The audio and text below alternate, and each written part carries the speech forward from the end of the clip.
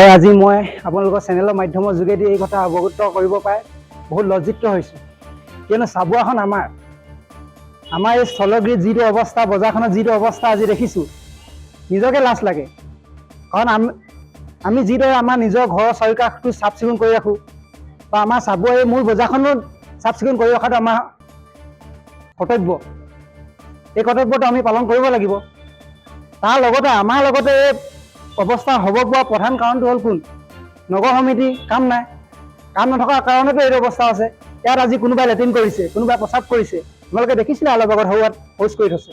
এইটো কি কাৰণে হ'ব অৱস্থা? এই বজাৰখনৰ যিহেতু মানে বনোৱাটো আজি কেইবাবছৰ হ'ল, জনা ৩-৪ বছৰ পাৰ হ'ল চাগে। আজিও এই অৱস্থাটো এনে এটা অৱস্থাত আছে যেন কি ক'ম আৰু, নিজকে লাজ লাগে। চাবুৱা বজাৰখন নিৰ্মাণ কৰিছিলে কেতিয়া?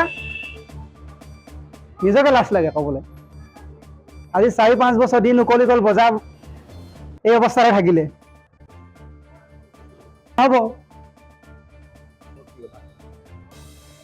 মদৰ বটলৰ কথা ক'বলৈ গ'লে মানে প্ৰথম কথা আমাৰ নগৰ সমিতিৰ মানুহখিনি ঠিক থাকিব লাগিব।